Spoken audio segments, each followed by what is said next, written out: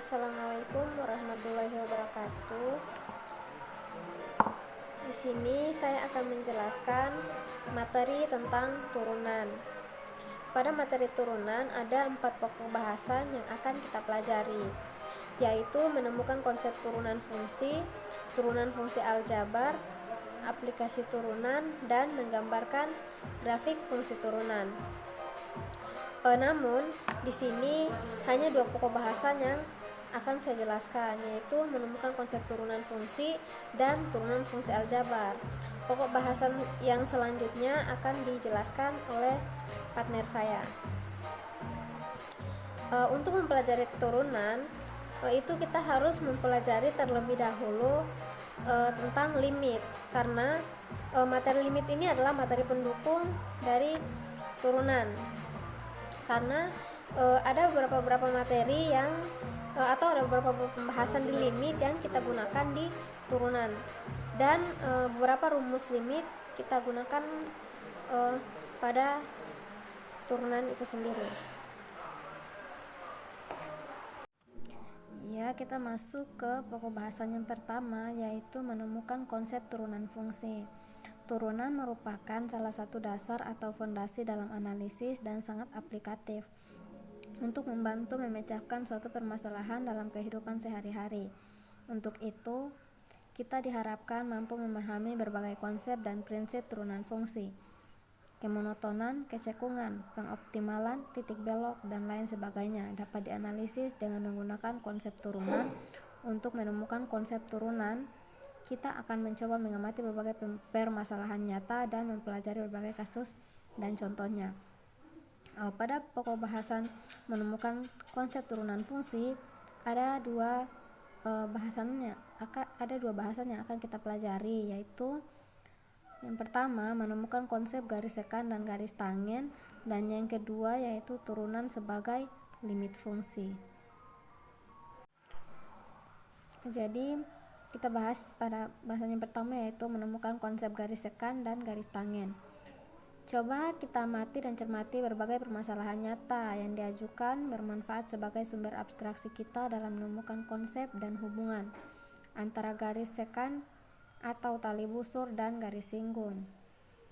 Masalah: seorang pemain ski meluncur kencang di permukaan bukit es. Dia meluncur turun, kemudian naik mengikuti lekukan permukaan es sehingga di suatu saat dia melayang ke udara dan turun kembali ke permukaan. Permasalahannya, secara analitik, misalkan bahwa bukit es diasumsikan sebagai kurva, pemain ski diasumsikan sebuah garis yang tegak lurus ke papan ski, serta papan ski adalah sebuah garis lurus lainnya. Alternatif penyelesaiannya yaitu posisi tegak pemain terhadap papan ski adalah sebuah garis yang disebut garis normal. Papan ski yang menyinggung permukaan bukit es di saat melayang ke udara adalah sebuah garis yang menyinggung kurva, disebut garis singgung. Jadi garis singgung tegak lurus dengan garis normal. Bagaimana hubungan garis singgung dengan kurva? Misalkan pemain ski bergerak dari titik Q X2, Y2 dan melayang ke udara pada titik P X1, Y1, sehingga ia bergerak dari titik Q mendekati titik P. Semua garis yang menghubungkan titik Q dan P disebut tali busur atau garis sekan dengan gradien M sekan sama dengan Y2 kurang Y1 per X2 kurang X1. Pada rumus ini kita ingat konsep garis lurus, di mana persamaan dari garis lurus yaitu perbandingan antara koordinat Y dan koordinat X dari dua titik yang terletak pada sebuah garis.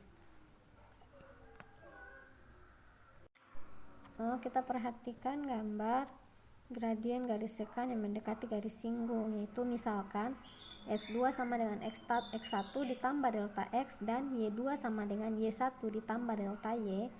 Jika delta X semakin kecil, maka Q akan bergerak mendekati P. Jika delta X mendekati 0, maka Q mendekati P.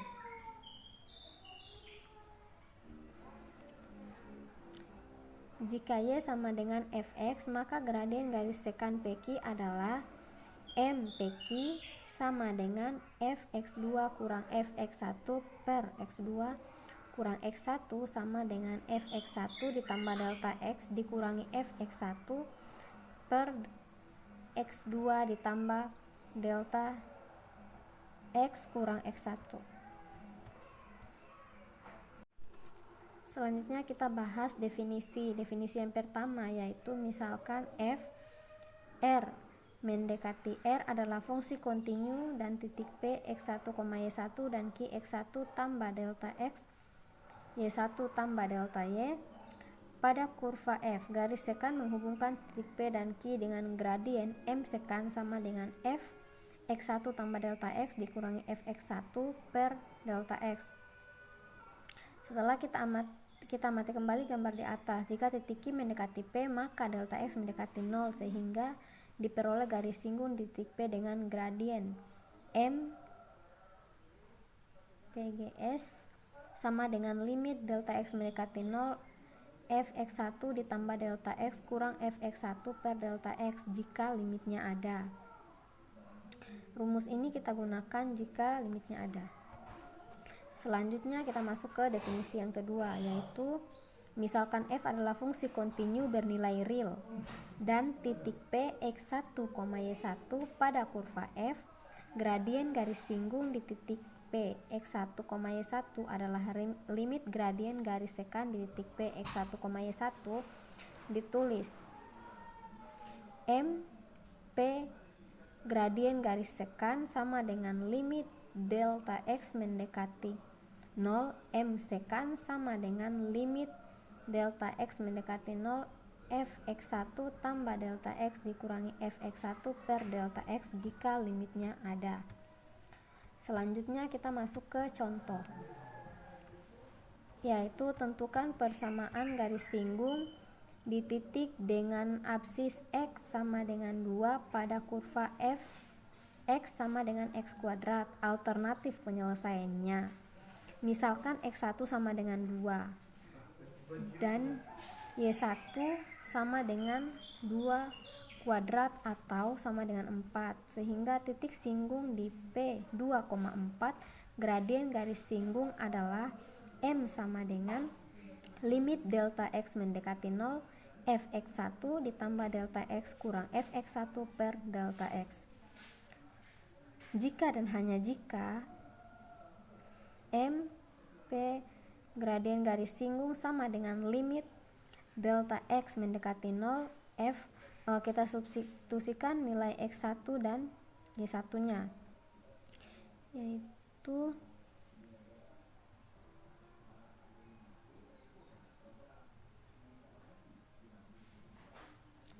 kita substitusikan nilai X1, yaitu jika dan hanya jika M PGS sama dengan limit delta X mendekati 0 F2 tambah delta X kurang F2 per delta X sama dengan limit delta X mendekati 0 2 tambah delta X dikuadratkan dikurangi 2 dikuadratkan per delta X. Ini kita hasilkan, setelah dikuadratkan ini hasilnya, yaitu